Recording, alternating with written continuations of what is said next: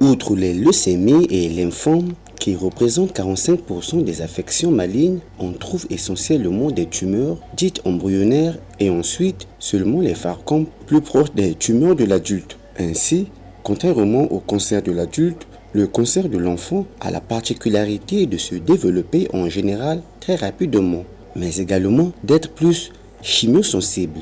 Et la fondation Kalisa Ikama, qui lutte depuis quelques années à réduire le nombre d'enfants tués par les cancers au Congo, en connivence avec la direction départementale de la santé de Pointe-Noire, avec l'appui de la société Perenco, ont projeté le film documentaire ressassant la problématique de la prise en charge des cancers de l'enfant au Congo.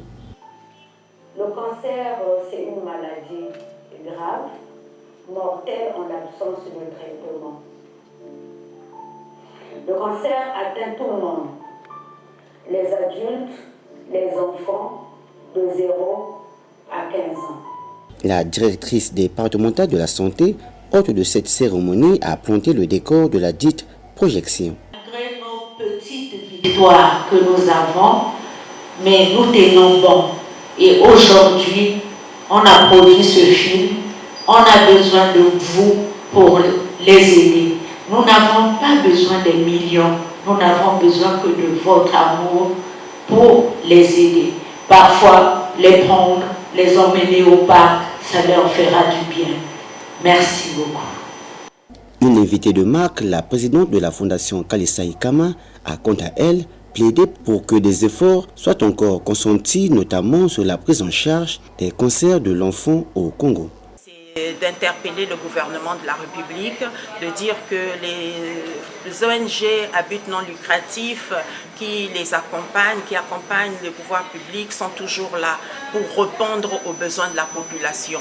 Mais une toute petite attention pour nous accompagner, nous soutenir serait la bienvenue pour permettre à ce que nous aussi nous ayons la force que eux ils peuvent nous donner pour que nous soyons sur le terrain pour aller communiquer et interpeller les citoyens, les populations, tous ceux qui ont la main sur le cœur. Témoin des avancées de la médecine au Congo, un parent témoigne sur la guérison qu'il a vécue avec sa fille. Ma fille avait une rhabdomyolyse. Ce n'est même pas un rétinoblastome, mais c'était une rhabdomyolyse. Son œil était vraiment sorti. Mais avec l'aide du Seigneur et de la science, aujourd'hui elle est là.